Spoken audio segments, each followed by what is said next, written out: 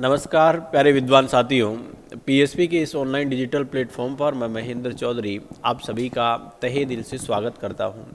मित्रों, हमारा जो टॉपिक चल रहा था अनुपात एवं समानुपात, और हमने पिछली क्लास तक अनुपात समानुपात के 30 प्रश्न देखे थे। तो नेक्स्ट देखते हैं। अब देखो, अगला जो प्रश्न है वो एग्जाम की दृष्टि से वेरी वेरी इम्पोर्टेंट है, और विशेषकर जो पटवार और कांस्टेबल की जो तैयारी करते हैं उनके अक्सर ये ऐसा प्रश्न पूछा ही जाता है।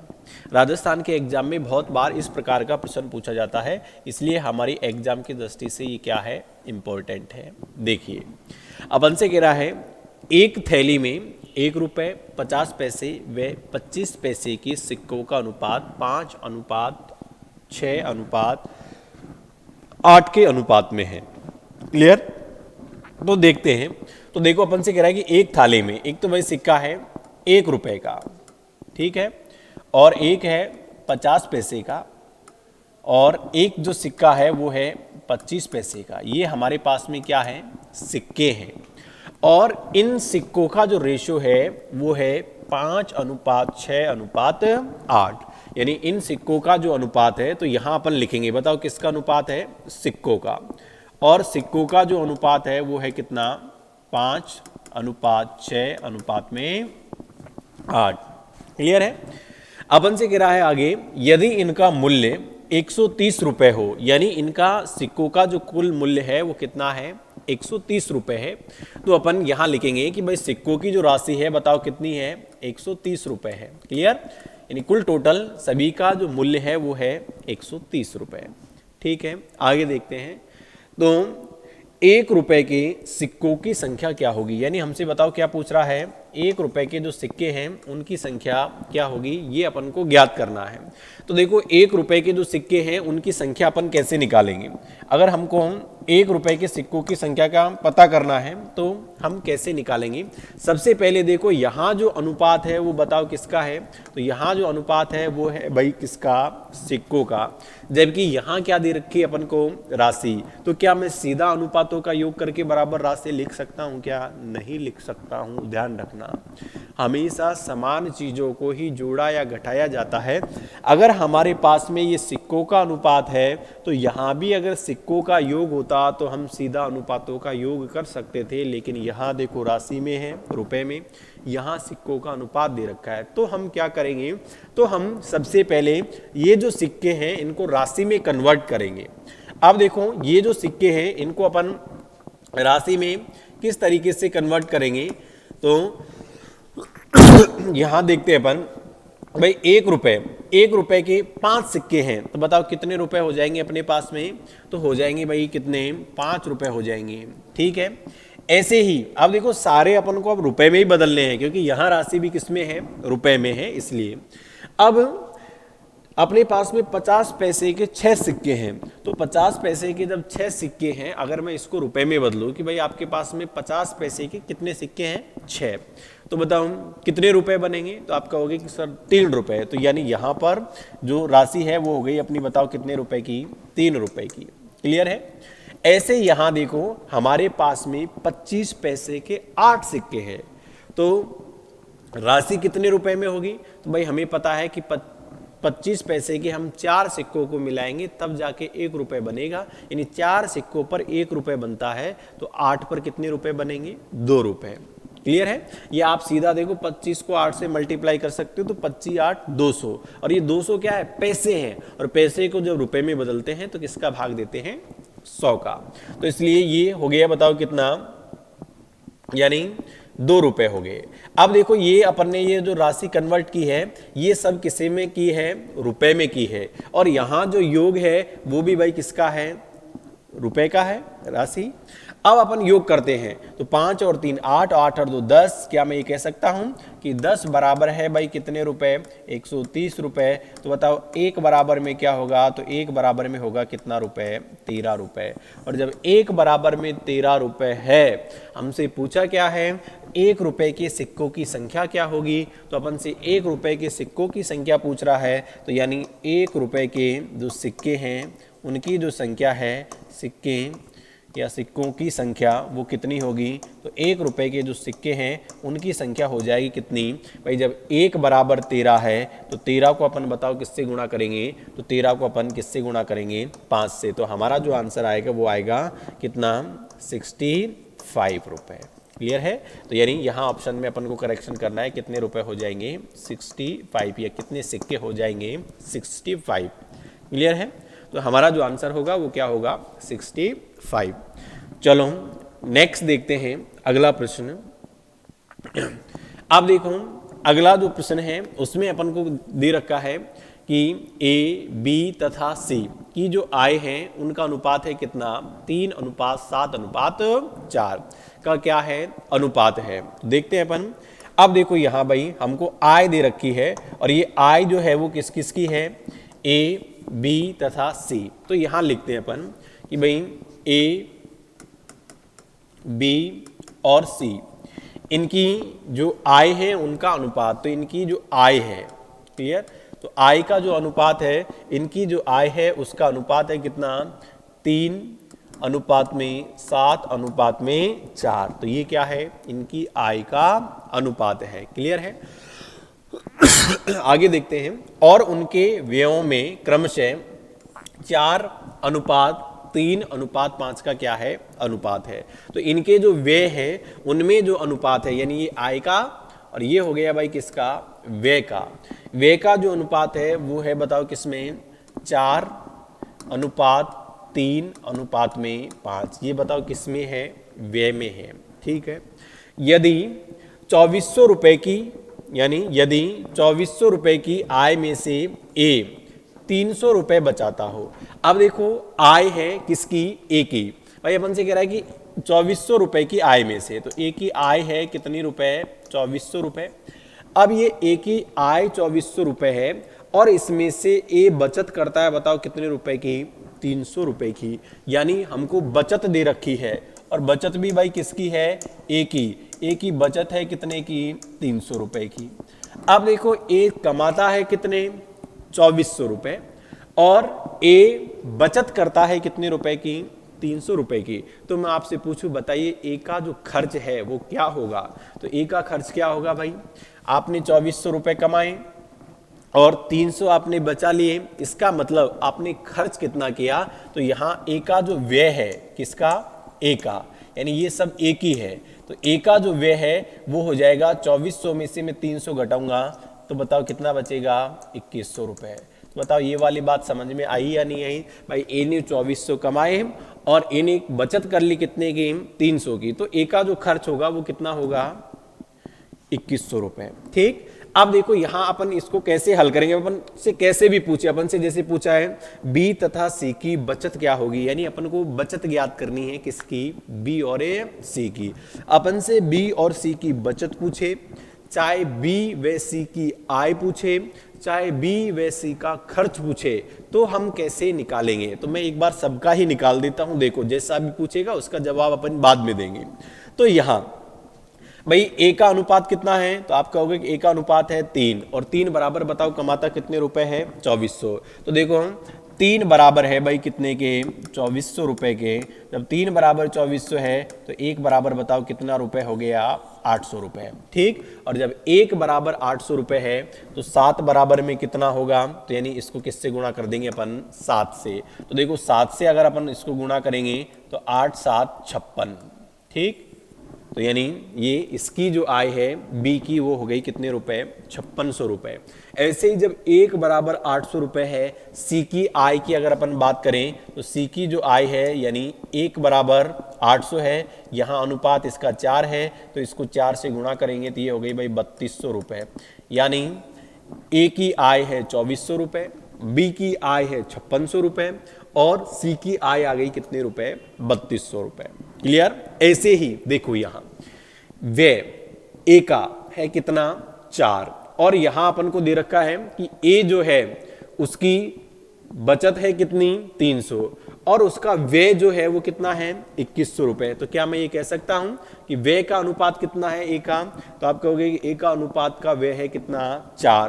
तो देखो यहाँ मैं ये कह सकता हूँ कि भाई 4 बराबर है, बताओ किसके, तो 4 बराबर, ध्यान रखना व्यय का व्यय के सामने ही लिखना है अपन को, तो ये व्यय है तो ये भी, यानी ये व्यय का अनुपात है तो यहाँ भी अपन व्यय ही लिखेंगे।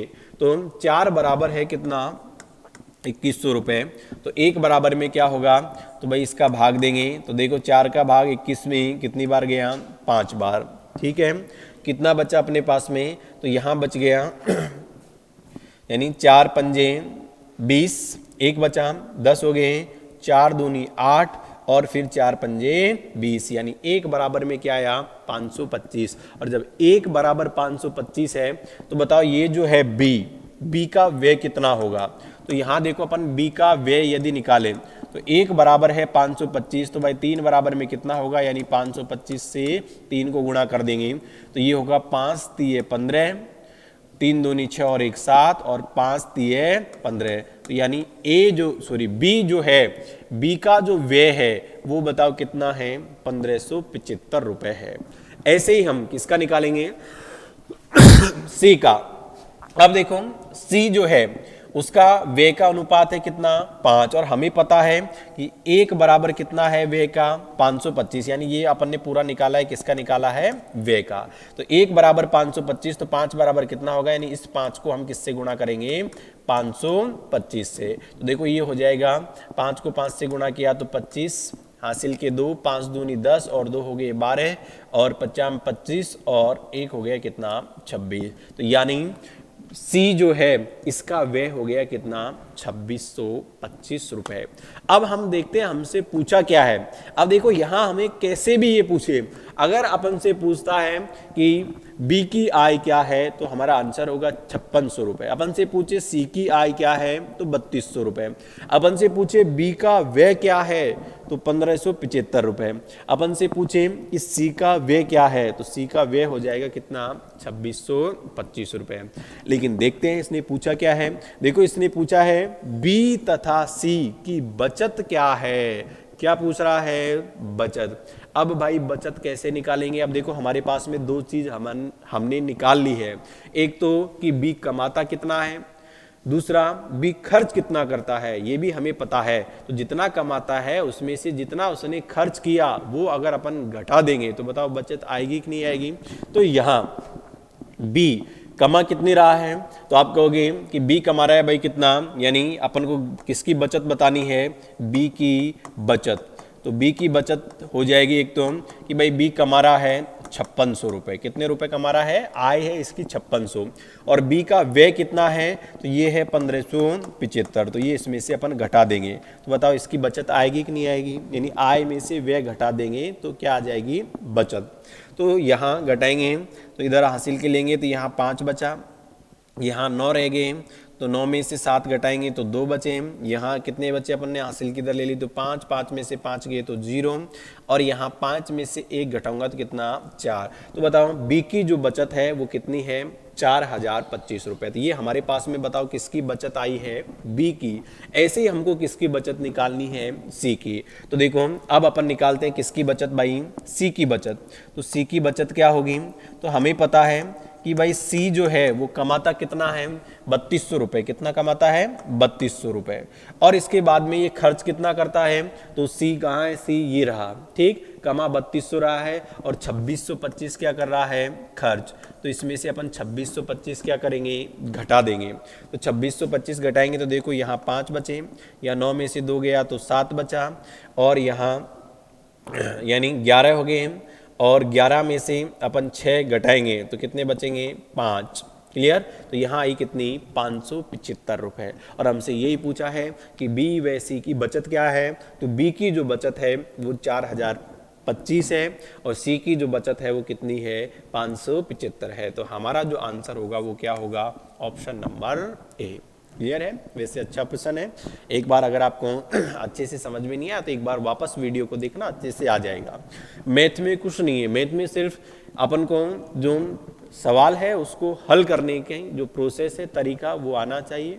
और कैलकुलेशन अपनी थोड़ी आपको बढ़ानी है। अगर कैलकुलेशन आपकी अच्छी है तो मैथ में आपको किसी भी प्रकार की कोई दिक्कतें नहीं आएगी, क्योंकि संसार का सबसे आसान सब्जेक्ट है तो वो कौन सा है, वो मैथ है।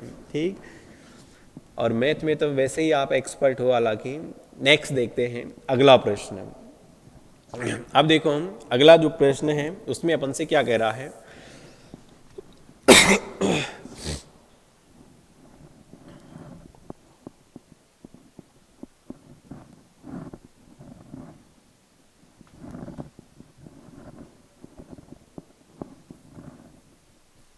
देखो नेक्स्ट वही सेम सिक्कों का अभी अपन ने हल किया है, सेम वैसा ही है। अगले प्रश्न में अपन से कह रहा है कि भाई एक थैली में 1 रुपए, 50 पैसे और 25 पैसे के जो सिक्के हैं इनका जो अनुपात है वो कितना है, 3:4:10 होगा। क्लियर है। तो अपन लिखते हैं भाई एक थैली है और उस थैली में बताओ किसका अनुपात दे रखा है, सिक्कों का। तो कौन कौन से थैली में सिक्के रखे हुए हैं, तो एक तो है देखो थैली में 1 रुपए वाले सिक्के, यानी कौन से सिक्के हैं, 1 रुपए वाले सिक्के। ठीक, तो एक तो थैली में हो गए, बताओ कौन से हैं, 1 रुपए वाले सिक्के। और कौन से सिक्के हैं थैली में, तो एक है 50 पैसे वाले सिक्के, और कौन से हैं, और है कितने, 10 पैसे वाले सिक्के। क्लियर है। आगे देखते हैं। अब देखो हमसे कह रहा है कि ये सिक्कों का जो अनुपात है, यानी अनुपात दे रखा है अपन को किसका, सिक्कों का, और सिक्कों का जो अनुपात है वो कितना है, तो ये है 3:4:10। और ये अनुपात बताओ किसका है, तो ये अनुपात है सिक्कों का। किसका अनुपात है, सिक्कों का। ठीक है। आगे देखते हैं। आगे कह रहा है इनका कुल मूल्य 102 रुपए हो, यानी ये जो सिक्के हैं इनका जो कुल मूल्य है, यानी जो राशि है वो राशि बताओ कितने की है, वो है भाई कितने की, 102 रुपए की। कितने की राशि है, 102 रुपए की। अब हमसे पूछा है तो 10 पैसे के सिक्कों की संख्या क्या होगी, यानी हमको किसकी बतानी है, 10 पैसे के जो सिक्के होंगे उनकी संख्या क्या होगी। तो देखो इस प्रकार के प्रश्नों को अपन किस तरीके से हल करेंगे, तो यहाँ अपन को कुछ नहीं करना है, जैसे पिछले वाले प्रश्न में हल किए थे वैसे ही यहाँ करना है। अब देखो यहाँ अनुपात तो दे रखा है किसका, सिक्कों का, और अपन को यहां दे रखी है क्या, राशि। तो पहले तो इसको समान करना है। अब देखो अपन इसको समान कैसे करेंगे, तो ये सिक्कों में है तो इसको अपन राशि में बदलेंगे। अब राशि में कैसे बदलेंगे भाई, 1 रुपए के हमारे पास में 3 सिक्के हैं, तो बताओ कितने रुपए हो जाएंगे, तो आप कहोगे 3 रुपए होंगे। ऐसे ही हमारे पास में 50 पैसे के 4 सिक्के हैं, तो बताओ रुपए कितने होंगे, तो यानी 50 पैसे के 4 सिक्के, इसका मतलब आप कहोगे 2 रुपए। 10 पैसे के हमारे पास 10 सिक्के हैं, तो जब हमारे पास 10 पैसे के 10 सिक्के हैं तो यहाँ जो राशि होगी वो बताओ कितनी हो जाएगी, 1 रुपए। तो ये क्या हो गई, राशि। क्लियर है। अब इसको अपन हल करेंगे। तो अब देखो यहाँ भी राशि है और यहाँ भी योग किसका है, राशि का। बताओ चीजें समान हुई या नहीं हुई, चीज समान होगी तो ही हम जोड़ सकते हैं और तभी ही घटा सकते हैं। अब देखो यहाँ इनका योग है 102, तो अपन भी योग करेंगे, 3 और 2 5, 5 और 1 6, 6 बराबर है कितना, 102। तो 1 बराबर में क्या होगा, तो 6 का भाग देंगे, तो देखो 6 एकम 6, कितने बच गए, 4, 2 उतारे 42। ठीक, तो 42 में 6 का भाग जाएगा कितनी बार, 7 बार। तो मैं ये कह सकता हूं कि 1 बराबर कितना है भाई, 17 है। तो 1 बराबर में 17 है। अपन से पूछें कि बताओ 1 रुपए के सिक्कों की संख्या क्या होगी, तो 3 से गुणा कर देंगे। अपन से पूछे कि बताओ 50 पैसे के सिक्कों की संख्या क्या होगी, तो 4 से गुणा कर देंगे। अपन से पूछे कि 10 पैसे के सिक्कों की संख्या क्या होगी, तो 10 से गुणा कर देंगे। क्लियर है। और अपन से राशि पूछेगा तो राशि के अनुपात से इसको क्या कर देंगे, गुणा। देखते हैं क्या पूछा है।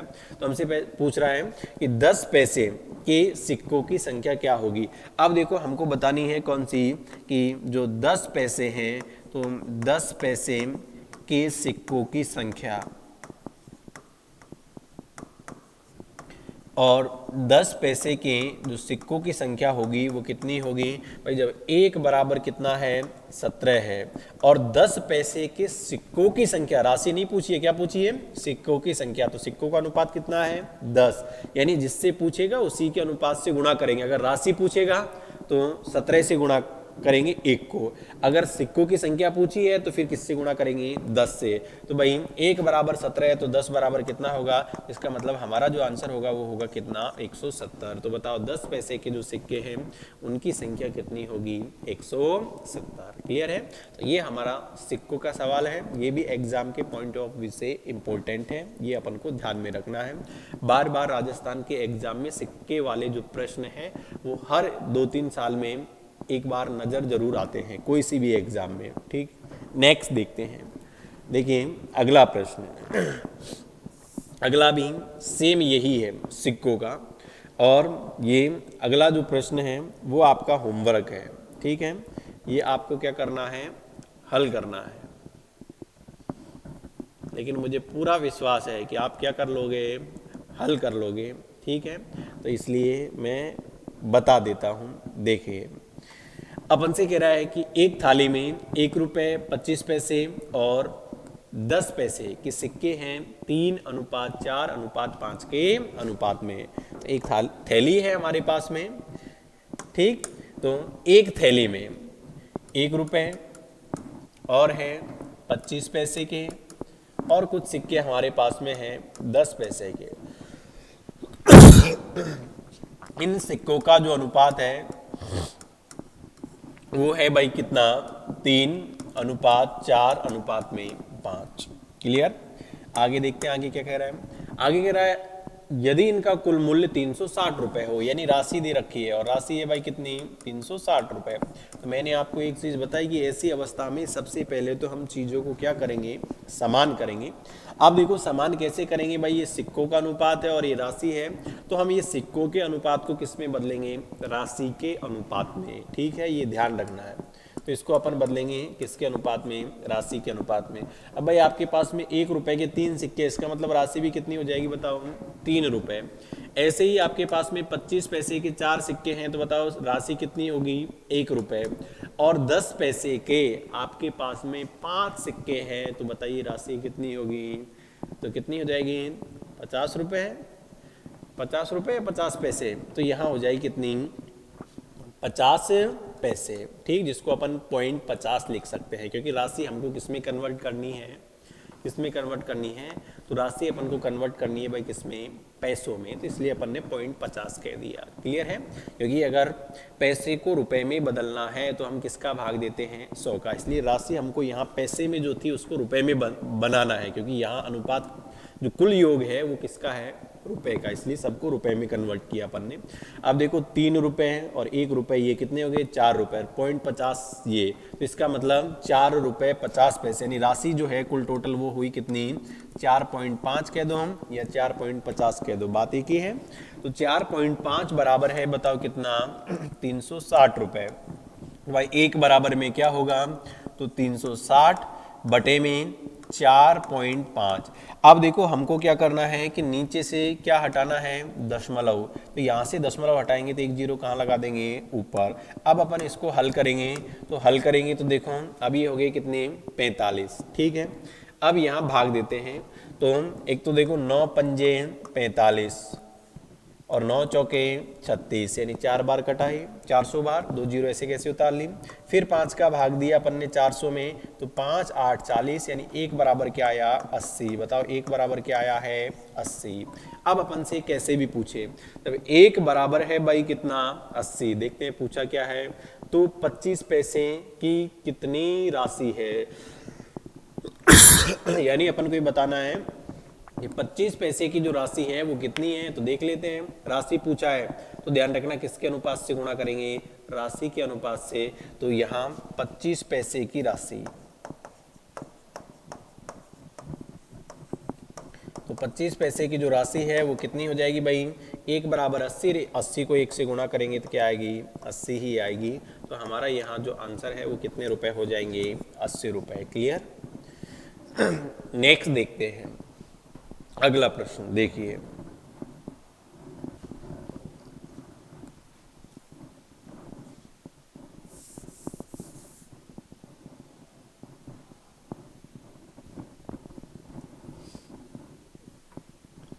देखिए अगले प्रश्न में अपन से कह रहा है कि अपन को दे रखा है कि भाई क्या क्या है, ए तथा बी की वार्षिक आय 4:3 के अनुपात में है, और ये भी इंपॉर्टेंट प्रश्न है, ठीक, बार बार ये पूछा जाता है। अपन से कह रहा है ए तथा बी की वार्षिक आय 4:3 के अनुपात में है, ठीक है भाई, लिखते हैं। तो यहाँ हमने लिखा भाई ए और इधर लिखा क्या, बी। इनकी ए और बी जो है, इनकी जो वार्षिक आय है किसका अनुपात है, आय का, और वो है कितना, 4:3 में। फिर बात कर रहा है कि इनके वार्षिक व्यय, यानी इनका जो वार्षिक व्यय है वो है 3:2 के अनुपात में, ठीक है। आगे कह रहा है यदि वर्ष के अंत में उनमें से प्रत्येक 6,000 रुपए की बचत करे, यानी वर्ष के अंत में बताओ प्रत्येक बचत कितने की कर रहा है, तो 6,000 की। तो यानी यहाँ हम लिखेंगे कि भाई जो बचत है, इनकी जो सेविंग है प्रत्येक की, ए की भी और बी की भी, वो है 6,000 रुपए।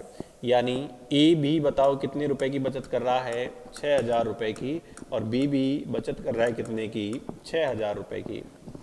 क्लियर है, यहाँ तक कोई दिक्कत, ठीक है। अब देखो इस प्रकार के प्रश्नों को हम कैसे हल करेंगे। अब यहाँ हमसे पूछा क्या है, तो ए की वार्षिक आय क्या है, यानी किसकी आय पूछ रहा है, ए की। अब देखो अपन से चाहे ए की आय पूछे, चाहे बी की आय पूछे, या अपन से ए का व्यय पूछे या बी का व्यय पूछे, तो अपन कैसे निकालेंगे। तो यहाँ भाई हमारे पास में अनुपात है और इधर दे रखा है बचत, तो यहाँ अपन को मानना पड़ेगा। अपन मान लेते हैं कि ए की जो आय है वो है भाई कितनी, 4x, और बी की जो आय है वो कितनी है, 3x। और जैसे ही हम x मानेंगे तो अनुपात का चिन्ह हमारा हट जाता है। अब बताओ व्यय को क्या मान ले अपन, ऐसे ही व्यय को अगर माने तो व्यय को मान ले हैं 3x और ये 2x, नहीं, क्योंकि व्यय को अलग मानना है। तो x के अलावा कोई सा भी नाम अपन रख सकते हैं, तो इसको अपन मान लेते हैं 3y और इसको मान लेते हैं कितना, 2y। क्लियर है, ये अलग अलग अपन को मानना है, गलती मत करना कहीं इसको भी x मान लो और इसको भी x मान लो, तो फिर गलत हो जाता है। अब देखो कैसे, भाई a कमाता है 4x, कितना कमा रहा है, 4x। a ने 4x तो कमाए, इसके बाद इसने लुटा दिए 3y, कितने लुटा दिए, 3y। ये कमाया, ये खर्च कर दिया। जैसे मान लो आपने 100 रुपए कमाए, कितने रुपए कमाए हैं, 100 रुपए, ठीक, और इसके बाद आपने 80 रुपए गंवा दिए। तो मैं आपसे कहूं कि आपके पास में बचत कितनी हुई, तो आप कहोगे कि सर बचत हुई हमारे पास में 20 रुपए की। क्लियर है। वैसे ही यहां पर एक कमा 4x रहा है और गंवा 3y रहा है, तो बताओ इसके पास में बचत कितने की है, और बचत हमको दे रखी है कि भाई बचत है 6,000 रुपए की, ठीक है। तो ये हो गया अपना समीकरण नंबर 1। ऐसा आपने पहले बचपन में पढ़ा होगा, ठीक है। आगे चलते हैं दूसरी इक्वेशन पे। बी ने कमाए 3x, कितने कमाए, 3x, और बी ने लुटा दिए कितने, 2y। तो बताओ बी जो है इसकी बचत कितनी है, तो भाई बी की भी बचत है 6,000। ये हो गया हमारा समीकरण नंबर 2। क्लियर है बात यहां तक। अब देखो इसको अपन हल करेंगे, तो अपन इसको हल कैसे करेंगे, तो समीकरण 1 में से समीकरण 2 को घटाने पर, ठीक है। अब घटाएंगे कैसे, भाई हमारे पास या तो यहां से x को हटाया जाए या y को हटाया जाए, तभी तो एक वैल्यू आ सकती है अपने पास में। तो अपन को बताओ क्या ज्ञात करना है, ए की वार्षिक आय क्या है, इसका मतलब आय, यानी x का मान हमको पता लग जाए तो हम उसको 4 से गुणा कर देंगे तो वो आय आ जाएगी। इसलिए हमको x को तो रखना है और y को क्या करना है, यहाँ से हटाना है। अब तुम कहोगे कि y को हम यहाँ से कैसे हटा सकते हैं, तो देखो बचपन में आपने नियम सीखा होगा इसका, इस प्रकार के प्रश्नों में अपन कैसे हटाएंगे। तो भाई यहाँ y से पहले y का मान कितना है, 2, और यहाँ कितना है, 3। तो इनको आपस में ऊपर नीचे अपन गुणा कर देंगे, ठीक है, पूरे समीकरण से। कैसे, जैसे ऊपर वाले समीकरण को देखो गुणा करेंगे अपन ये 2 से, तो 4 को 2 से गुणा करूंगा तो ये हो जाएगा 8x, माइनस 3 को 2 से गुणा किया तो 6y बराबर 6 को 2 से गुणा किया तो 12,000 रुपए। ध्यान रखना पूरे समीकरण को करना है। ऐसे ही नीचे वाले को ऊपर वाले से गुणा करेंगे, यानी y से ही, ध्यान रखना यहाँ भी y से किया तो यहाँ भी y का जो मान है उससे पहले उसी से कर रहे हैं। तो यहाँ y से पहले है 3, तो 3 को 3 से गुणा किया तो 9x, माइनस 3 को 2 से गुणा किया तो 6y, और बराबर ठीक। अब देखो बराबर में क्या होगा, तो जैसे यहाँ 3 को अपन गुणा करेंगे 6 से, तो ये होगा कितना, 18,000 रुपए। कितना होगा, 18,000 रुपए। क्लियर है। अब देखो इसको अपन कैसे हल करेंगे, तो यहां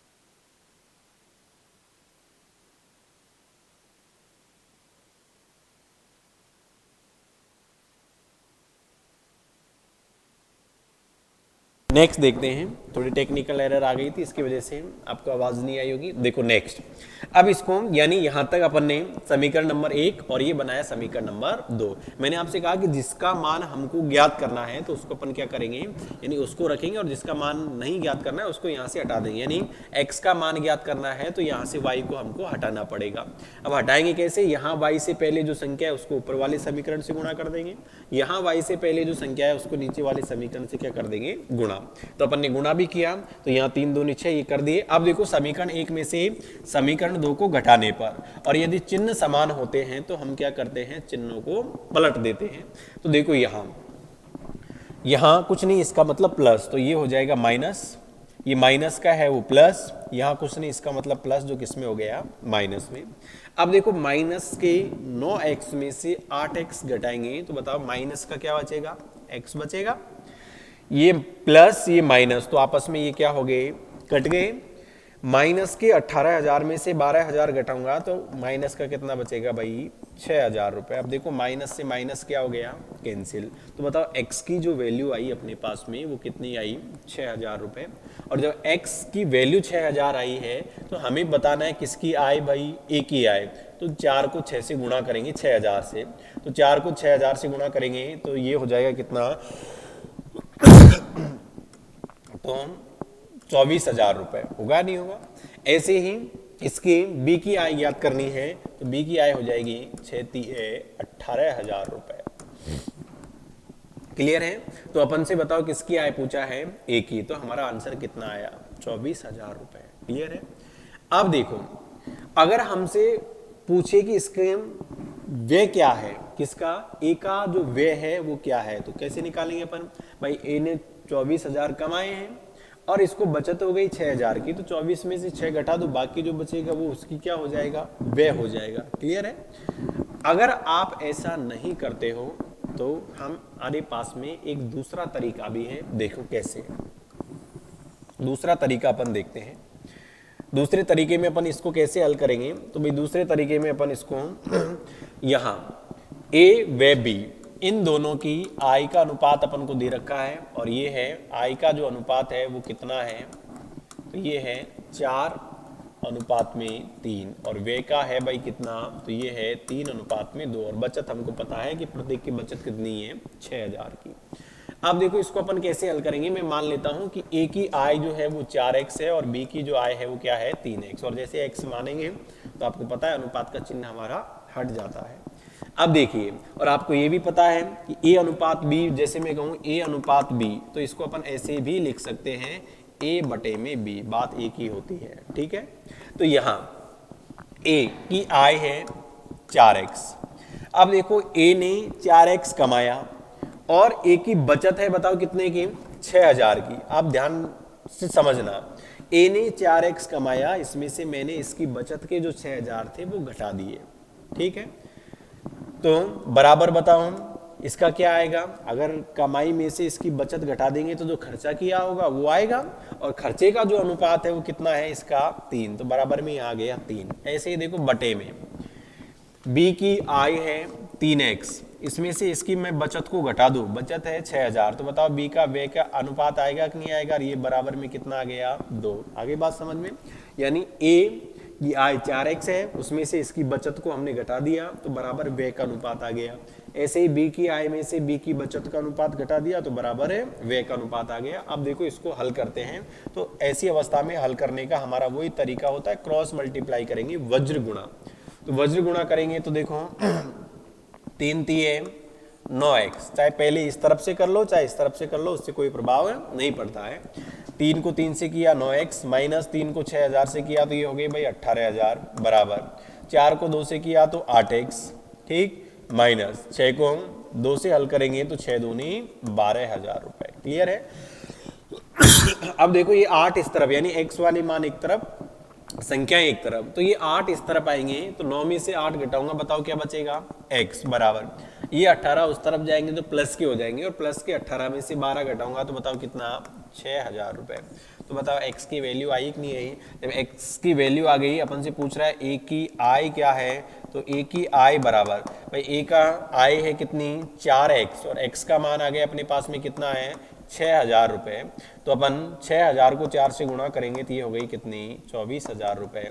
और वैसे भी हमने हल किया तो बताओ क्या आए थे 24000 रुपए आए थे। ये जो दोनों तरीके मैंने आपको बताए, ये वाला और ये वाला, वैसे ये दिखने में आपको बड़ा दिख रहा है, लेकिन एग्जाम में ये चीजें आपको यहाँ तक लिखने की आवश्यकता ही नहीं पड़ेगी। एग्जाम में सिर्फ और सिर्फ आपको इतना सा लिखना पड़ेगा, ठीक है, व्यवस्थित करने के लिए, बाकी कैलकुलेशन तो आपको करनी ही पड़ेगी, तो तुरंत आपका क्या आ जाएगा आंसर।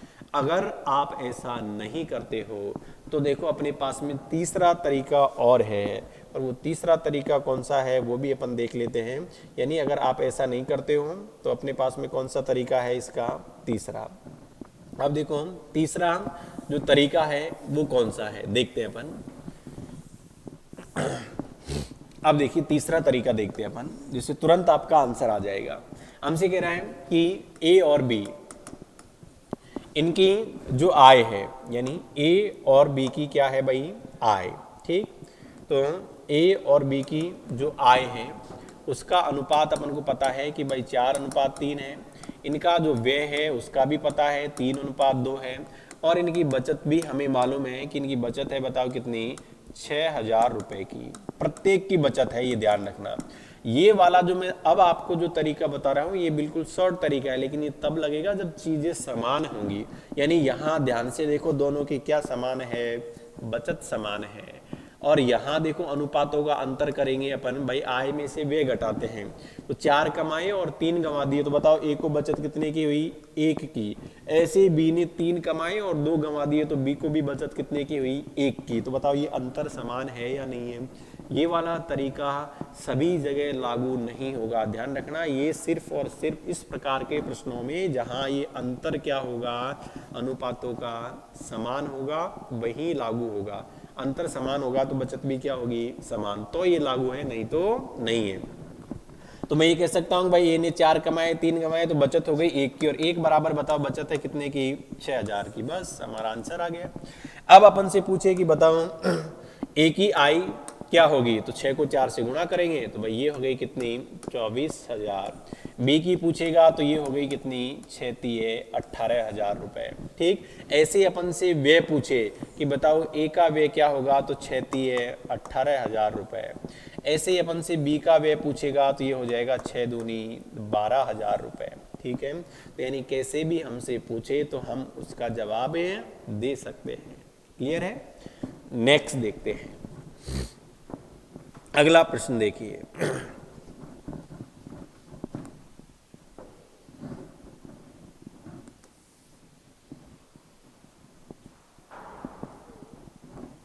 देखो नेक्स्ट सेम इसके जैसा ही है, ठीक है। अब मैंने आपको दो तरीके बताए इसको हल करने के, दोनों में से आप कोई से भी तरीके का प्रयोग करके इसको हल कर सकते हो। देखो अपन से कह रहा है कि दो व्यक्तियों की जो आय है उसका अनुपात है कितना, 5:3, उनके व्यय के अनुपात भी दे रखे हैं कितने हैं, 9:5, और उनकी जो राशि है यानी अंतर जो दे रखा है वो भी इस प्रकार से दे रखा है, ठीक है। तो अपन से पूछ रहा है कि प्रत्येक की आय क्या है, तो ये आपका आज का क्या है, होमवर्क है। नेक्स्ट अपनी जो अगली क्लास होगी उसमें इसको मैं आपको सॉल्व करके बताऊंगा, तब तक आपको जवाब देना है कि इसका आंसर क्या होगा। तो धन्यवाद, बाकी अगली जो मुलाकात है वो अपन अपनी अगली क्लास में करते हैं। Thank you.